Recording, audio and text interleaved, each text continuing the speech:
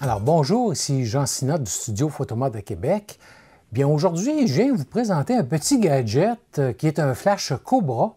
Et écoutez, lorsque Viltrox m'ont contacté pour voir si ce genre de petit flash-là pouvait m'intéresser, bien ma première réaction, ça a été de dire non, je n'ai pas besoin de ça, j'en ai amplement des flashs. Puis aussi, j'ai des flashs beaucoup plus puissants, des flashs Cobra là, qui peuvent pivoter sur eux autres mêmes, la tête. Donc, au début, je me disais non, je n'ai pas vraiment intérêt à ça.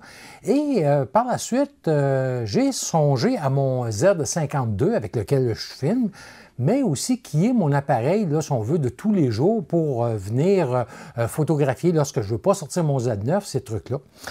Et j'ai dit, bien, ça pourrait être intéressant parce que justement, avec le Z9, je suis obligé de prendre un gros flash Cobra et ça devient parfois un peu plus gros, plus lourd.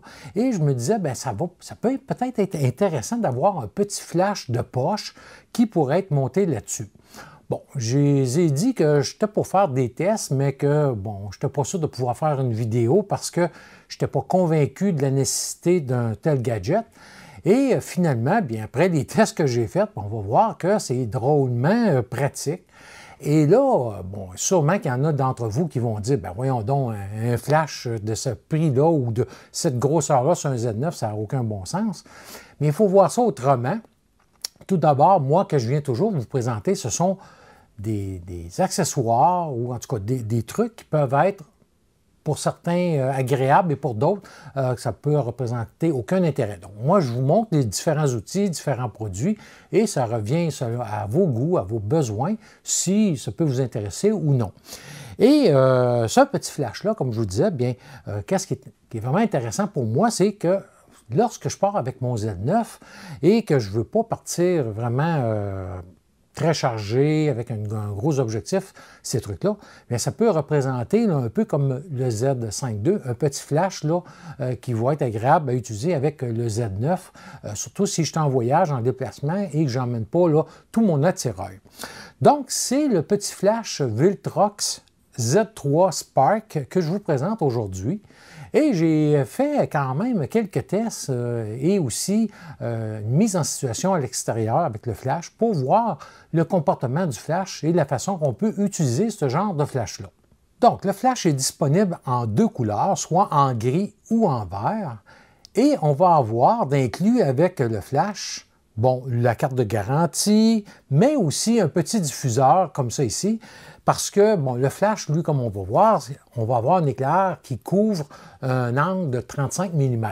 Donc, ça veut dire que si je veux avoir un plus grand angle, une plus grande étendue de l'éclair, alors je vais devoir utiliser ce petit réflecteur-là qu'on vient tout simplement clipper, voilà, dans le flash et on voit là, que ça vient, à ce moment-là, on va pouvoir avoir un éclair qui va être beaucoup plus large, avec une plus grande couverture, mais qui va être moins puissante. C'est fourni avec. Sur le flash, on va avoir, lorsqu'on le met à on, un petit bouton qui nous indique que le flash est à on avec un témoin lumineux et qu'on peut déclencher l'éclair. C'est équipé de cette fonction-là. Point de vue des spécifications, bien tout d'abord, on va voir que c'est disponible en 4 marques d'appareils photo. Parce que le sabot ici du flash comme tel, la griffe ici qu'on va avoir, bien, on va avoir les contacts et c'est ça qui permet à ce moment-là, lorsqu'on passe en mode TTL, d'être destiné à chaque marque de flash. Donc, ça veut dire que comme moi ici, je suis sur Nikon, je dois commander le Z3 pour Nikon et on va l'avoir de disponible pour Canon, Sony et Fuji également. Et on a sur le flash un look assez spécial. Comme vous voyez, là, on a une espèce de vitre pour voir l'intérieur, une partie de l'intérieur du flash comme tel, du circuit électronique. Donc, ça a un look un peu spécial. Concernant sa puissance, bien, on va avoir à ce moment-là une puissance de 26 watts ou un nombre guide de 16. Ensuite de ça, on va avoir une batterie qui est intégrée. Donc, ça veut dire que je n'ai pas de batterie à remplacer lorsque je veux la recharger. C'est le flash au complet qui va se recharger avec un port USB-C qui est sur le côté ici. Donc, ça veut dire qu'on peut le recharger avec un bloc mural et un fil USB-C ou encore avec une batterie externe. Le temps de recharge, lorsqu'on émet à la pleine puissance, est de 1 seconde, quand même respectable pour la grosseur du flash. On va avoir sur le sabot du flash ici une petite vis pour venir le mettre en place et le verrouiller. Le flash va posséder également 2 modes d'exposition. Donc, on a le choix du mode TTL, comme je vous disais tantôt, et aussi on peut le mettre en mode manuel. Et bon, vous allez voir là que c'est vraiment très simple d'utilisation. On a un petit commutateur ici, une petite molette à l'arrière pour le mettre à on. Donc, on va positionner ce commutateur-là soit sur M pour manuel ou A pour TTL. Et au côté ici, on a une autre molette plus grande ce fois-là qui, elle, est pour régler la puissance du flash lorsqu'on est en manuel. Et là, c'est la beauté de ce flash-là. On peut régler la puissance de 1 pour 1 jusqu'à 1/64e de sa puissance. Donc, ça veut dire qu'on a quand même une belle plage de latitude au niveau du réglage de la puissance du flash. Sur le côté, comme je vous disais, on a le port USB-C, mais aussi on a un autre commutateur qui, lui, vient positionner le flash pour, si on l'utilise en mode esclave, donc comme on retrouve sur les autres flashs, soit S1 pour que le flash se déclenche à distance avec l'émission envoyer un autre éclair, si on veut, d'un flash qui est en manuel. Et S2, à ce moment-là, c'est c'est pour éliminer le pré-éclair d'un flash qui est en TTL, excusez, parce que lorsqu'on est en flash TTL, il y a 2 éclairs qui sont émis, la première qui est très courte pour mesurer l'intensité de l'éclair principal. Et donc, c'est ça que S2 va passer au côté, si on veut, du premier éclair pour se déclencher sur l'éclair principal, le deuxième éclair émis par le flash principal. Donc, on a ce bouton-là, donc si on veut l'utiliser en esclave, c'est possible. Et après 15 minutes d'inactivité, il va tomber en mode dormant, si on veut, et à ce moment-là, on a simplement à le remettre avec le petit commutateur à on. Donc, une fois qu'il est tombé en mode veille, on le met à off, on le remet à on et il se réveille tout simplement. Pour son poids, bien écoutez, c'est seulement 144 grammes, donc très léger et ça occupe peu de place là, dans un sac photo. Donc, un bon dépanneur à avoir sous la main. Et vous avez ici à l'écran la nomenclature du flash comme tel. Donc, vous pourrez faire un arrêt sur image si vous voulez voir tous les boutons et tout ça. Pour ce qui est du prix, bien, au moment que je tourne la vidéo, le prix n'est pas encore sorti en dollars canadiens, mais il est annoncé à 55 $ américains, donc environ 76 $ canadiens. Donc, on verra selon le taux d'échange à ce moment-là, ou environ 63 €. Donc, on aura les prix finaux là, sur le site de Viltrox que vous allez avoir en lien au bas de la page ici, là, dans la description de la vidéo, comme à l'habitude.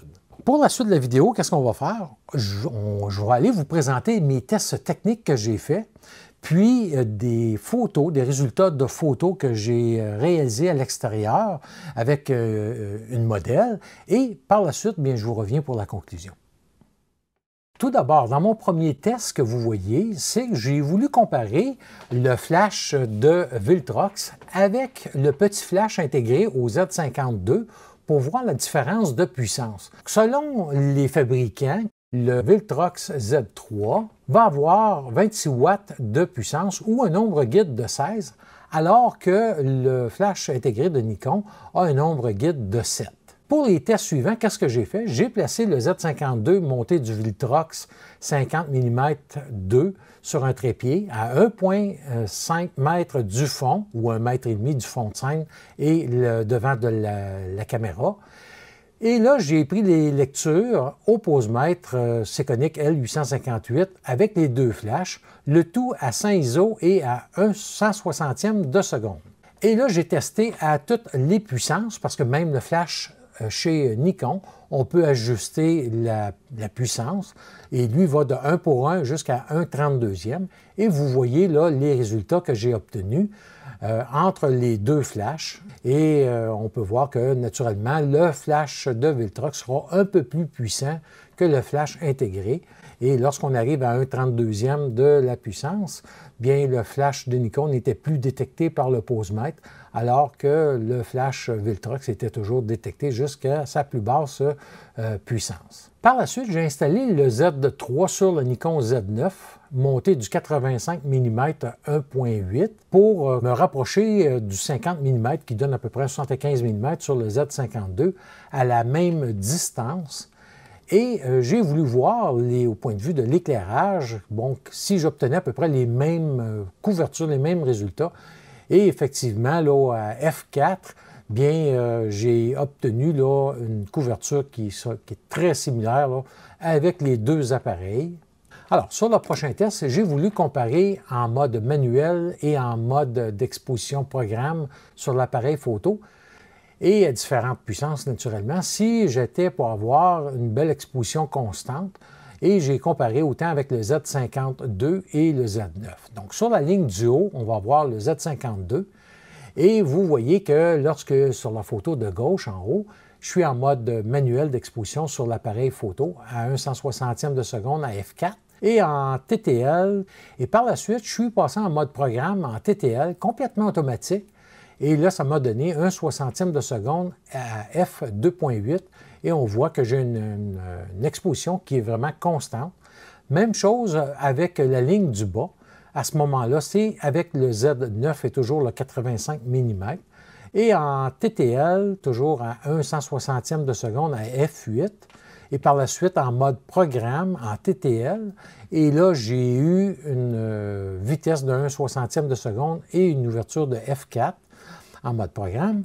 Et on peut voir encore là que j'ai obtenu une exposition qui est constante. Et sur le dernier test, ce que j'ai voulu faire, c'est comparer la puissance du Z3 avec un flash de Cobra de 76 watts et avec dans les mêmes conditions qu'au départ, c'est-à-dire à 100 ISO, 1/160e de seconde, à 1,5 m entre l'appareil et la tête du mannequin. Voilà les résultats que j'ai obtenus avec les deux flashs. Donc, comme on a vu à 100% de la puissance, avec le Z3, j'ai eu une ouverture de 5,6. Et naturellement, avec le flash Cobra de 76 watts, j'ai eu une ouverture de f14 avec ce dernier flash.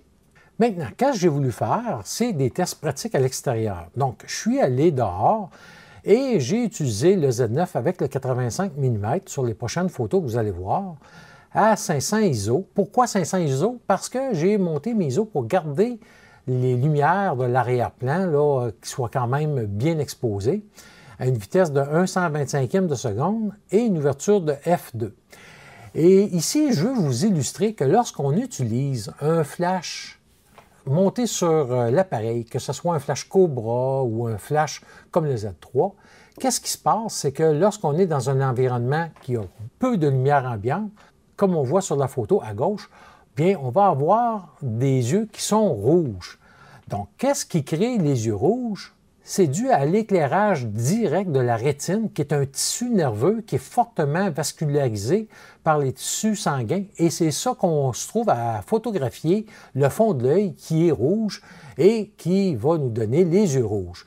Donc, pour éviter ça, qu'est-ce qu'on fait? C'est qu'on essaie d'avoir à côté de soi une source de lumière pour que la pupille de notre modèle devienne plus petite et qu'il y ait moins de danger de prendre les yeux rouges, ou encore maintenant, avec la majorité des logiciels de retouche, bien on va avoir des corrections automatiques des yeux rouges, comme on voit sur la photo, qui se fait très, très bien.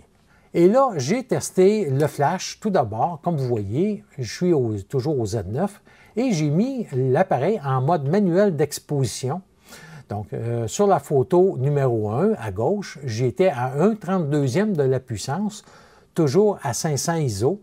Et comme on voit, j'ai quand même là, pu avoir une ouverture de f2, donc quand même un très beau bokeh. Et sur la photo de droite, la photo numéro 2, bien, j'étais un petit peu plus éloigné. Et là, j'ai monté la puissance à 1/16e de la puissance du flash. Sur la photo suivante, toujours l'appareil en mode manuel et encore là, à 1/16e de la puissance. Et là, j'avais aucun diffuseur devant le flash. Là. Donc, c'était directement le petit flash monté sur l'appareil. Et on voit la ville de Québec avec le château Frontenac à l'arrière, là, qui est dans le bokeh. Et vraiment, là, j'ai resté surpris quand même là, des résultats obtenus par le petit flash. Même chose sur la photo suivante, toujours à 1/64e de sa puissance. Donc là, j'ai monté l'ISO à 2000 pour aller rechercher encore plus de lumière ambiante, plus d'effets à l'arrière et une ouverture de 1.8. Et on peut voir que là, j'ai dû être à 1/64e de la puissance à cause que j'étais en très haut ISO. Sur les photos suivantes, bien là, qu'est-ce que j'ai fait? J'ai mis mon appareil en mode manuel encore, donc à 1/125e de seconde, à 1.8, et j'ai mis le flash en mode TTL pour voir s'il allait bien se comporter. Et comme vous voyez, bien, j'ai eu un résultat fabuleux, même à 2500 ISO. Et même chose sur la dernière photo, encore une fois. Il est à noter que ma balance des blancs pour toutes les photos à l'extérieur était à 5500 Kelvin. Alors, comme on vient de voir, bien écoutez, c'est vraiment un flash qui est intéressant, qui, moi en tout cas, c'est un bon dépanneur. Comme je vous disais, c'est probablement plus gros qu'un déclencheur à distance. Et comme on voit monter sur le Z9 ici, ben, c'est vraiment là, un flash qui peut monter avec le Viltrox 50 mm. Bien, ça me fait un kit là, qui est vraiment pas lourd à emmener et qui peut, pour la photo de tous les jours ou des déplacements où je ne veux pas amener un gros équipement, mais qui va faire le travail. Et vraiment, là, c'est une superbe qualité qu'on retrouve avec ces deux items-là de chez Viltrox. Et aussi monter sur le Z52, bien à ce moment-là, je peux me servir de mon flash intégré du Z52 et utiliser le Z3 en position S1 en esclave et m'en servir comme lumière d'appoint sur les cheveux ou pour éclairer mon fond. Donc, ça peut être très créatif et en prenant pas beaucoup de place. Donc, c'était la présentation du Z3 de chez Viltrox, le Spark. Si vous avez des questions, comme d'habitude, ça me fait plaisir d'y répondre. Et aussi, bien écoutez, il y en a qui vont peut-être trouver que c'est un petit gadget inutile, donc ils vont comme moi, trouver ça que ça peut être drôlement plaisant d'avoir cette option-là dans le fond de son sac. Donc, à vous de décider qu'est-ce qui peut être bon pour vous. Moi, je vous présente les différents produits. Et en parlant de produits, bien, je surveille la sortie du prochain objectif chez Viltrox, le 85 mm 1.4 de série Pro. Il existe présentement en monture Sony et on peut voir les gens qui l'ont essayé en monture Sony qui sont vraiment enchantés. Donc, je surveille ça pour la monture en Nikon Z et soyez assurés que, bon, je vais essayer d'avoir une copie pour venir vous présenter les tests de mise en situation également avec une modèle et ça sera vraiment agréable à aller tester et voir qu'est-ce que cette optique-là va offrir pour les détenteurs de Nikon et à un prix là, vraiment là, très abordable qu'on retrouve chez Viltrox. Donc, d'ici la prochaine capsule, je vous souhaite des bonnes photos et on se revoit là, très bientôt.